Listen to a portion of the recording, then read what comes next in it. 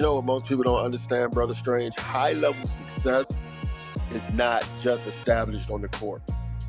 It comes from administration, it comes from parents, and it comes from like the team. So I have a great administration. I've been spoiled with unbelievable parents. So the coaching part is easy. Coaching part is easy because now on that car ride home, you're not saying why the coach ain't put you in and how so-and-so get to do this. The conversation is what we need to figure out to do to get better.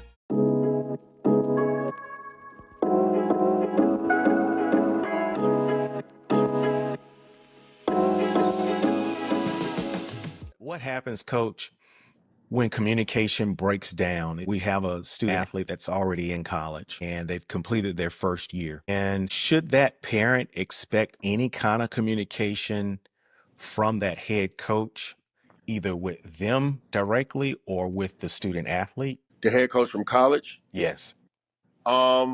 You can expect it, but college coaches, the really good ones, will communicate with you directly and let you know how your child is doing. But at that point, it's that college coach's job to get the most out of your child and figure out a way, unfortunately, to win games. I know that Right. sounds terrible, but Right.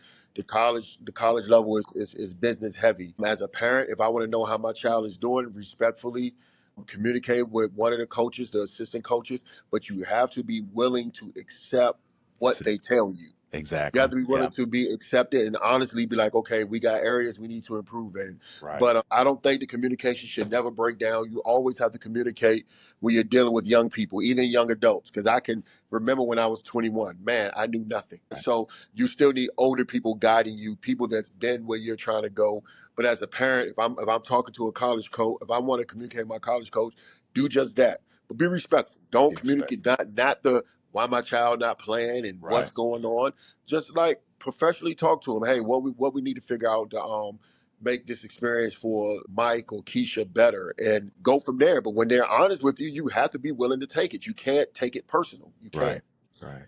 And I think you have to have some humility, as you alluded to earlier, as a parent, to understand that when that coach says that your son or your daughter needs to do A, B, and C better, you can't be offended by that. None of us are perfect, and we all Yep. have to grow and get better. So when you hear that as a parent, I know the thing now is for everyone to jump in the transfer portal. And to me, I just believe, Coach Staley, that is teaching our student athletes to avoid confrontation, avoid the process of getting better. Sometimes you have to work through things. Sometimes you have to learn, because when you get to corporate America, and I've been in corporate America for over 30 years in banking, Right. and there are people that I've worked with in the past that I did not like, but I was able to work with them to accomplish the goal that we had as a financial institution, and that's to make money for our stockholders. But there Hmm. were people along the way that I did not like. There was information that I received from management that I did not like, but there were areas that I needed to work on to get better.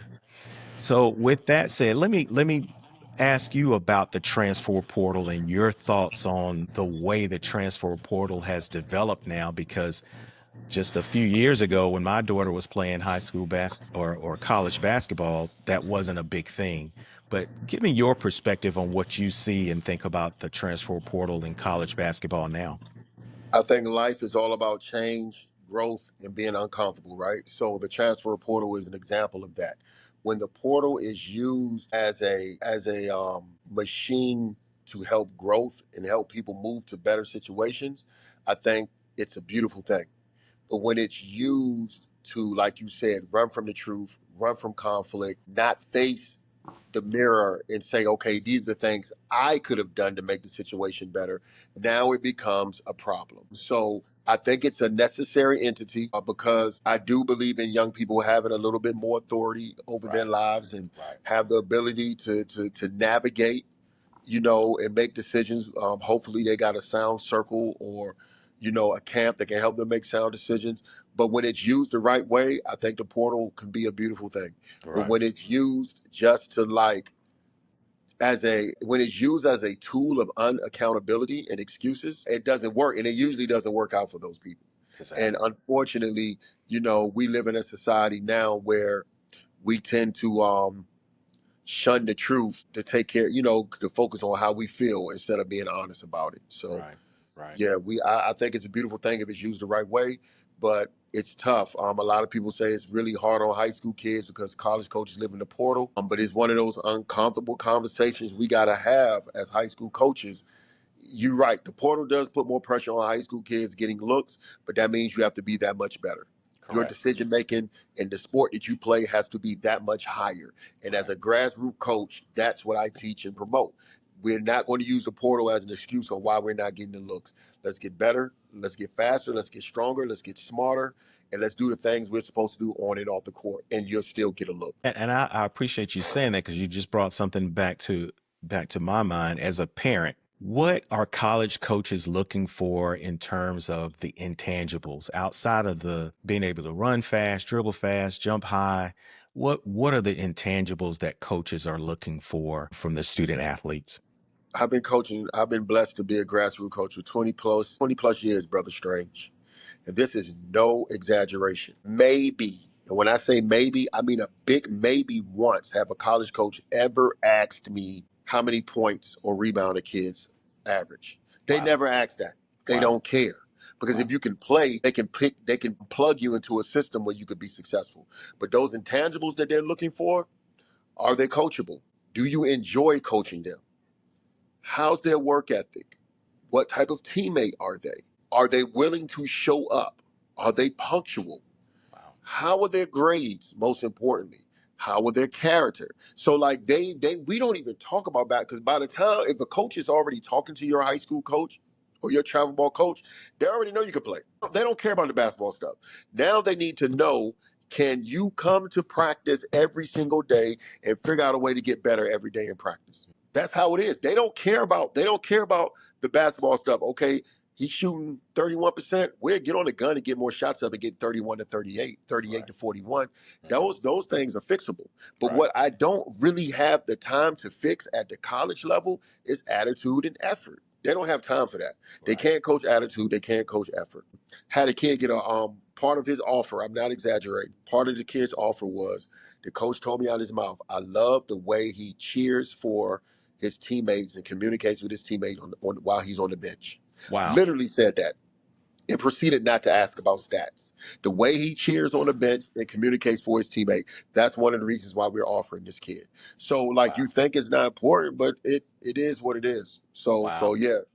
That's Yep. awesome to earn a scholarship for your ability to cheer and support someone else. God, Ah, crazy. that's good. That's good Crazy. stuff right there. Now, Yep. coach, from your perspective, have you ever seen do those same coaches ask anything about the parent, or do they observe or watch how the parents act in Well, the now stand? I missed that part. Great question. Absolutely. They want to know what type of family and household does that child come from. Okay. How are the parents? How do they act at the games? I've had a kid lose a scholarship offer from the way parents, not even the parents, like extended family members were acting at the game. Really? Wasn't even mom and dad. It was an extended family member, and they was like, "Hey, man, I don't know if we can deal with those type of people in our program." So, Wow. like, it's important how your family acts. It's important, like, how you conduct yourselves because, like you said, Brother Strange, it's money on the line now. Money on the line. No one's going to invest Yep. $250,000 in you if you're Right. going to blow it, or somebody in your family going to do something stupid like show up at the game and mess it up for everybody. Right. So it's different now. You got to know how to conduct yourself. You got to know how to act, and you got to understand you have an opportunity to turn into a small business, a sole proprietorship, in less Exactly. than 3 months. Exactly. Everybody doesn't get that. So people aren't going to invest in you and blow it if you don't know how to act, if your family don't know how to act. But no, they always ask about the parents. NBA franchises call me about some of my former players that's going up for the draft now. And one of Okay. the main questions they ask about is households and families. Yep. Wow. So Yep. being a good family, being a supportive family matters. And I ask that question not to discourage parents from cheering. You should absolutely cheer. Cheer for your child. Cheer that your team does well. But some of the things I've heard in the stands, Coach Staley, is, guard that person. They can't dribble left. They can't go left. Or They do that all the time. Watch, that's a dirty player. And I've heard a lot of amazing things from the stands. And I'm sitting there like, coach, parent, don't you understand that that coach over there is watching you as well? You're Yeah, a part of this too. And I think parents, they overlook that. They think that, it doesn't matter what they do, but it absolutely does. because you know what most people don't understand, Brother Strange? High level success is not just established on the court. It comes from administration, it comes from parents, and it comes from like the team. So I have a great administration. I've been spoiled with unbelievable parents. So the coaching part is easy. Good. Coaching part is easy because now on that car ride home, you're not saying why the coach ain't put you in and how so and so get to do this. The conversation is what we need to figure out to do to get better, and that takes the pressure off the child and it gets the child to understand there is a process. What did you say? Everybody can't be a one. Heck, most people ain't gonna be a two or a three. Very true. Okay, but Very true. you could be a hell of a four or five Yeah, and play your role and still have the same opportunity to go to school for free. exactly. I've got out of the three kids that signed this year, maybe one of them average double figures. I want you to think about that. Mhm. Most people were yelling what at the game, especially at a young age. Shoot it. Shoot the ball. He Yeah, ain't yeah, he shoot it. ain't passing, so you ain't got to pass neither. These Right. are such low level ways of thinking. But two kids are going to school for free, averaging single digits, and I ain't talking about 8 or 9. Wow. It might be 4 or 5 because they are winners. That's the biggest intangible coaches want. Are you a winner? Because Right. everything else falls up under that. Great parents, great work ethic, and all that. But yeah, man. So um, parents are important. Exactly. They are important, and because they are part of the success. I agree. And one thing that I do not like to hear, coach, is when the student athlete gets the offers on the table and I ask the parent, well, what are you thinking? What do you think about this school and that school? And I get the response back sometimes, coach, it's up to my daughter, it's up to my son to make that decision. And my reply has always been, no, you're a part of this as well. When your child goes off to college, that's a new separate level of life, and they can't make it without support from home. Right. The parent has to be involved in the process all the way through, because you're a support system. I've heard 6'10" young men go off to college to play basketball, and they call home every night crying because they're lonely. They're not making friends. It's a new environment for them, and they have to go to class. So it's a totally new venture for them. So parents cannot disconnect. Once that child gets those offers on the table, it's to me, it's imperative that they sit down with the child and understand, does this school fit my child? Does the Right. environment fit my child? Does the coaching staff fit my child? My daughter was not accustomed to people cussing her. So anytime a coach cussed her, she regressed even more. But when we paired our daughter up in college with a coach that was a teacher, that, when she made a mistake, he could explain, or he or she could explain the mistake, she began to flourish. So it's imperative that parents stay engaged throughout the entire process, because that student athlete needs their support and It's a prayers all the way through. parental duty. The kids can't do it on their own. Right. True story. The NBA teams that call me still ask, who's going to live with that young man when they move to our city? I want Excellent. you to think about that. You're supposed to be Excellent. a young man at that point, but they still want to know who's going to help continue to cultivate and grow this person. Support system. Support system is important. You can't just have anybody in there with them helping them make bad decisions. Yeah. We see that all the time. Exactly. So nah, it's important. You got to help your kids through this process. Just Yeah. like you got to help them choose the right travel ball team. It never stops. Never It never stops. stops. Never stops. And even with grown adults now, I can tell you, coach, it still doesn't stop. they they No, it live out don't. on their own. Our son is in New York. Our daughter has got her own house, and it's Right, just a different level of concern that you have as a parent, and you still have to be there to support. So when you right, get that right. call at 10, 11, 12 o'clock at night, and they're not feeling right, or emotionally not feeling right, you still have to be there. You still have to encourage. Right. So Right. in the last few minutes that we have left, Coach, I want to ask you a couple of questions. It's kind of my bonus coverage here. So Okay. um, how has being a parent of an AAU player such as you have now changed your perspective on youth basketball and the recruiting process? Man, as a parent, I believe it or not trying to sound cheesy, it allows me to enjoy it more. Because majority of the time I could just go to the game and cheer and really cheer, not just for my children, but for the other kids on the team. And sometimes people are looking at me like I'm crazy because I'm cheering hard for them. I'm telling them good job. And it also gets me to see how important the process is, how important it is to do the right things on a daily basis. Because if they want to play at that next level, you got to be able to perform, and the only way you can perform is through preparation. So Right.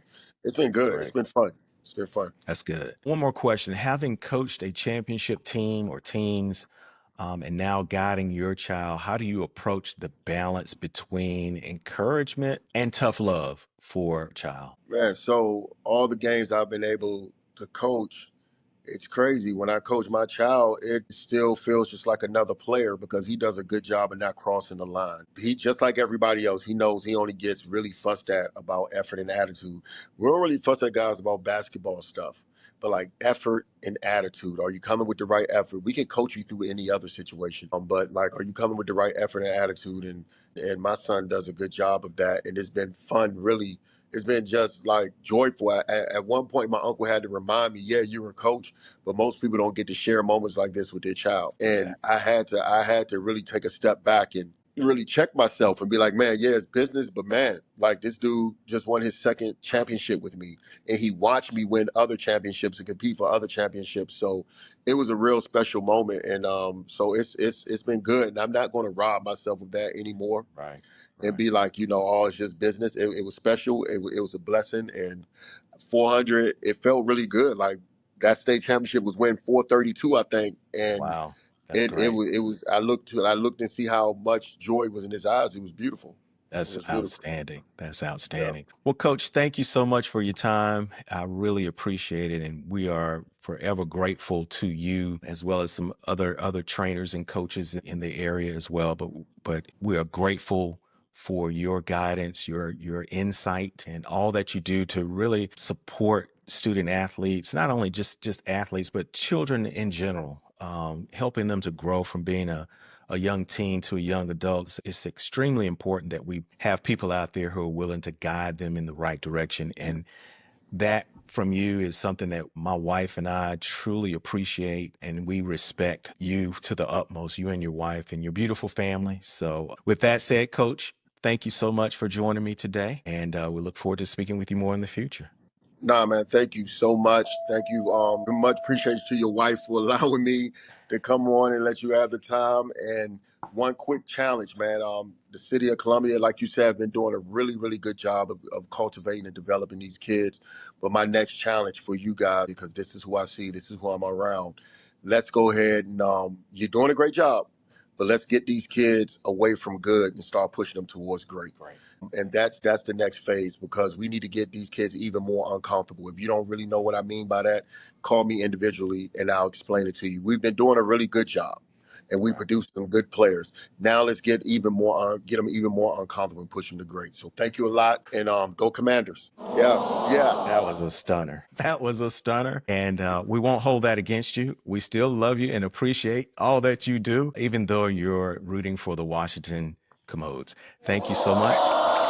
That wraps up another episode of Recruiting from the Bleachers. I'm your host, Michael Strange, and I appreciate you tuning in. Be sure to join us next week for another insightful conversation. Stay connected with us on Instagram, Spotify, and YouTube at Recruiting from the Bleachers. Like, share, and follow to keep up with the latest updates. And don't hesitate to leave your comments and questions. We'd love to hear from you. For a deeper dive into the basketball recruiting process, check out our book, Basketball Recruiting, A Parent's Perspective, available now on Amazon.com. Parents, remember, from the bleachers to the big leagues to the boardroom, let's keep cheering and steering our student athletes towards success. We'll see you next time.